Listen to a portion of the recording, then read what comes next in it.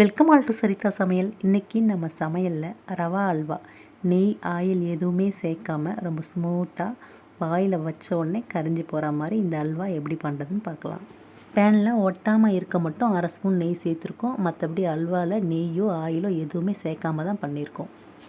First இந்த அல்வா பண்ணுறதுக்கு ஒரு மிக்ஸி ஜாரில் 1 கப் ரவை சேர்த்துக்கலாம். இந்த ரவையோட அளவு வந்து 150 கிராம். இப்போது இதை 2ஆக நம்ம உடையிற அளவுக்கு அரைச்சிக்கலாம். ரொம்ப மாவு மாதிரி அரைக்கக்கூடாது, 2ஆக உடைஞ்சா மட்டும் போதும்.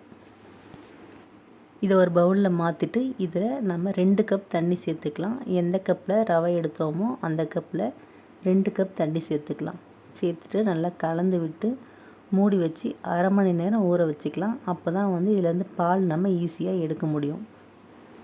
ரவையை வந்து நம்ம அரைச்சி தான் ஊற வச்சு பால் எடுக்கணும்னு இல்லை, முழுசாகவே கூட ஊற வச்சுட்டு எடுக்கலாம்.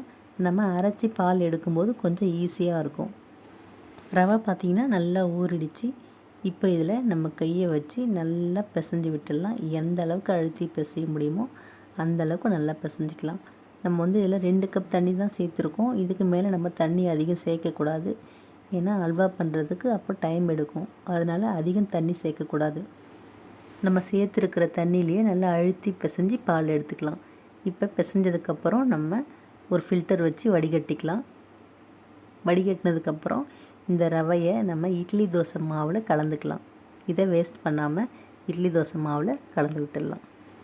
அடுத்து இதில் 1 கப் திக்கான தேங்காய் பால் சேர்த்துக்கலாம். எந்த கப்பில் நம்ம ரவை எடுத்தோமோ அதே கப்பில் 1 கப் தேங்காய் பால் சேர்த்துக்கலாம். 1/2 மூடி தேங்காய் இருந்தால் போதும், நமக்கு 1 கப் தேங்காய் பால் கிடச்சிரும். இப்போது இது ரெண்டுத்தையும் சேர்த்து நல்லா மிக்ஸ் பண்ணிவிட்டு அடுத்து ஒரு பேனில் 1/2 கப் வெல்லம் சேர்த்துக்கலாம்.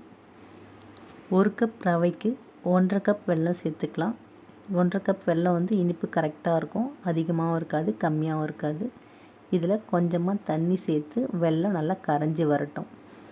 வெல்லம் நல்லா கரைஞ்சதுக்கப்புறம் இதில் 1/2 ஸ்பூன் ஏலக்காய் பொடி சேர்த்துக்கிறேன். இதில் வந்து ஏலக்காயோட சக்கைலாம் இருக்கும், அதனால் நான் வெல்லத்தில் சேர்த்து கரைச்சிக்கிறேன். நம்ம ஃபில்டர் பண்ணும்போது ஏலக்காய் சக்கையெல்லாம் அந்த ஃபில்டர்லேயே வந்துடும், அதனால் நான் இப்போவே சேர்த்துக்கிறேன்.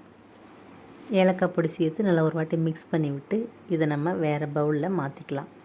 மாற்றிட்டு இப்போ இதே பேனில் 1/2 ஸ்பூன் நெய் சேர்த்துக்கலாம்.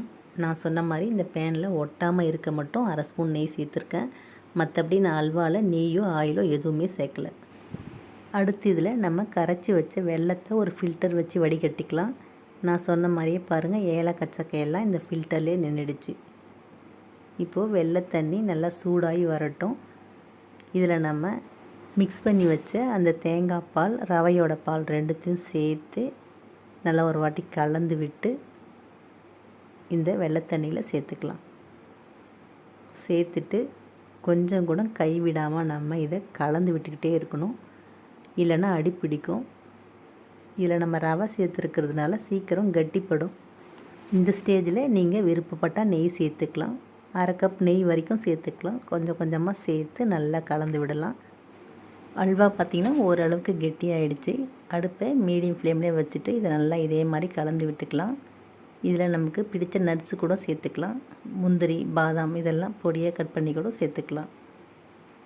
இப்போ பார்த்திங்கன்னா அல்வா நமக்கு நல்லா ரெடி ஆகிடுச்சு. இதில் நம்ம நெய் ஆயில் எதுவுமே சேர்க்கலை, ஆனாலும் பாருங்கள் அல்வா ரொம்பவே சூப்பராக வந்திருக்கு. இப்போது இதில் கொஞ்சமாக முந்திரி சேர்த்துக்கலாம்.